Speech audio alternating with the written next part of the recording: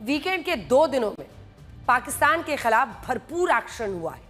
भले ही भारत और पाकिस्तान के बीच बॉर्डर पर सीज फायर हो गया हो, लेकिन पाकिस्तान के खिलाफ भारत के एक्शन लगातार हो रहे हैं।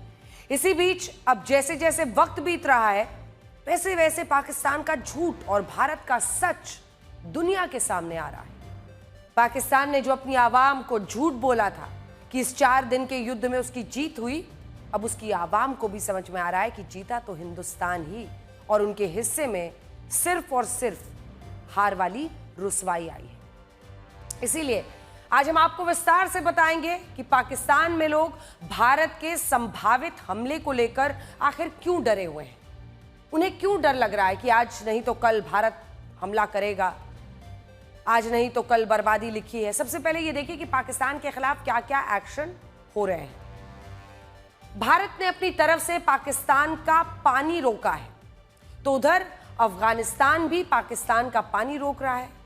अफगानिस्तान में तालिबान की सरकार काबुल नदी पर, ये जो आप तस्वीर देख रहे हैं एआई क्रिएशन है ये, लेकिन ये काबुल नदी पर शहतूत बांध, शहतूत डैम बनाकर अफगानिस्तान का पानी रोकेगी। और इसीलिए हम इसे कह रहे हैं भारत का डैम गुड प्लान। शहतूत बांध की इस परियोजना को पूरी करने में भारत मदद करेगा। अब दूसरा एक्शन, पाकिस्तान में अज्ञात हमलावर यानी कि अननोन गनमैन का कहर फिर से शुरू हो गया है। पिछले कुछ वक्त से रुका हुआ था, लेकिन अब लश्कर का एक आतंकी सैफुल्ला, और सैफुल्ला के बारे में आपको पूरा बताएंगे। सैफुल्ला को अज्ञात हमलावरों ने गोली मारकर उसका कत्ल कर दिया है, और आपको तस्वीरें भी दिखाएंगे। गार्ड ऑफ ऑनर आतंकी मरे पाकिस्तान में, गार्ड ऑफ ऑनर में सब सिर झुकाए खड़े हैं। इधर पाकिस्तान पर एक और स्ट्राइक क्रिकेट के रूप में हुई है। पाकिस्तान की तो क्रिकेट टीम भी मैच को जिहाद की तरह खेलती है। सूत्र बता रहे हैं कि भारत एशिया कप से बाहर रहने का फैसला कर सकता है, क्योंकि सितंबर में होने वाले एशिया कप में भारत पाकिस्तान के खिलाफ नहीं खेलना चाहता है, और इसीलिए मुमकिन है कि एशिया कप से हम पहले ही निकल जाएंगे। पाकिस्तान को एक और झटका आईएमएफ से लगा है। आईएमएफ ने कह दिया है कि इस बार तो लोन दे दिया, लेकिन अगर भारत के साथ तनाव ऐसा ही बरकरार रहा तो फिर आगे लोन मिलने में दिक्कत हो सकती है।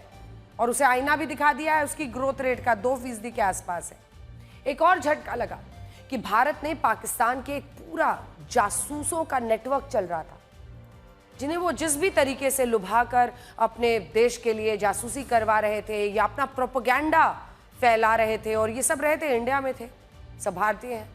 पाकिस्तान के जासूसी नेटवर्क का पर्दाफाश करना शुरू कर दिया है। भारत में ही पाकिस्तान के 11 जासूस पकड़े गए हैं। आरोप है कि ये पाकिस्तान के साथ कुछ महत्वपूर्ण जानकारियां शेयर कर रहे थे, और एक एक करके हम आज पाकिस्तान के खिलाफ हो रही इन कार्रवाइयों की बात करेंगे। लेकिन सबसे पहले आपको पाकिस्तान की ये हकीकत दिखाते हैं जिसे अब तक छिपाया जा रहा था। जब से भारत ने पाकिस्तान पर हमला किया, पाकिस्तान ने आतंकी ठिकाने तबाह किए, तब से लगातार पाकिस्तान की तरफ से भारत के ऊपर जीत का दावा किया जा रहा था। पाकिस्तान लगातार अपने ही मुल्क के लोगों की आंखों में धूल झोंकते हुए बता रहा था कि उसने भारत पर बड़ी जीत हासिल कर ली है। लेकिन अब पाकिस्तान से ही ये आवाजें उठ रही हैं कि जीता तो भारत ही। वैसे तो पाकिस्तान की फौज पाकिस्तान के हुक्मरान है, सेना ही चलाती है पाकिस्तान को, जो अपने ही लोगों को बेवकूफ बना रही है। इसीलिए पाकिस्तान से अब ये भी आवाजें उठ रही हैं कि भारत बहुत जल्द फिर से पाकिस्तान के ऊपर हमला कर सकता है। और ये सब कोई आम लोग सिर्फ नहीं कह रहे हैं, पाकिस्तान के बहुत सीनियर जर्नलिस्ट बता रहे हैं। और इसीलिए हम पाकिस्तान के 3 जो वरिष्ठ पत्रकार हैं, नजम सेठी, आफ्ताब इकबाल, मोहित पीरजादा, तीनों ने पाकिस्तान को लेकर कुछ बड़े खुलासे किए हैं। जैसे नजम सेठी ने आशंका जताई है कि नरेंद्र मोदी ने जिस न्यू नॉर्मल की बात की है, वो बता रहे हैं कि अब भारत ने क्या कहा है, न्यू नॉर्मल, अगर कोई आतंकी घटना होती है मारेंगे देश में घुस के। अब ऐसे में नजम सेठी कह रहे हैं कि जिस न्यू नॉर्मल की बात प्रधानमंत्री नरेंद्र मोदी कर रहे हैं, उससे तो ऐसा लगता है कि जैसे ही हिंदुस्तान के खिलाफ कोई भी अटैक होगा वो पाकिस्तान पर हमला कर देगा। इसी तरह से आफ्ताब इकबाल ने तो पूरी दुनिया को बता दिया है कि पहलगाम में हमला करने वाले आतंकियों में पाकिस्तानी फौज का ट्रेंड कमांडो भी शामिल था।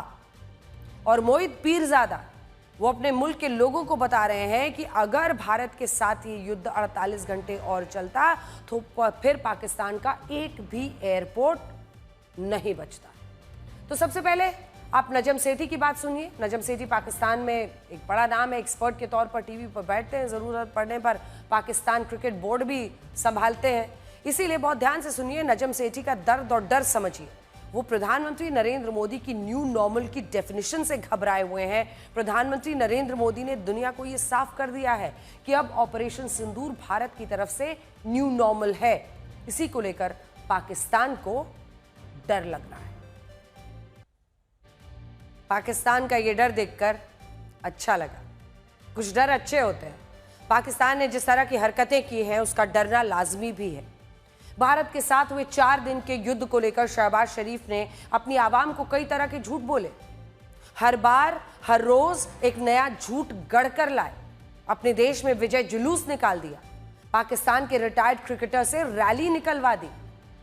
2-4 दिनों तक तो पाकिस्तानियों के मन में यह भ्रम बना रहा। उन्हें लगा कि हर बार सरकार झूठ बोलती है, इस बार तो हो सकता है हमने इंडिया को हरा दिया। लेकिन अब खुद पाकिस्तान के सीनियर जर्नलिस्ट अपनी ही सरकार के झूठ से पर्दा उठा रहे हैं, अपनी आवाम को बता रहे हैं कि आंखें खोलो, इस बार भी मायूसी ही हाथ लगी है, क्योंकि जीत भारत की हुई है। अब तो भारत की इस जीत को लेकर शक पाकिस्तान के प्रधानमंत्री को भी नहीं है। 2 दिन पहले पाकिस्तान में खड़े होकर शहबाज शरीफ ने बहुत बड़ी गवाही दी है। शहबाज शरीफ ने कहा है कि भारत ने जब पाकिस्तान के एयर बेसिस पर हमला किया तो रात को 2:30 बजे आर्मी चीफ आसिम मुनीर ने फोन करके जगाया था।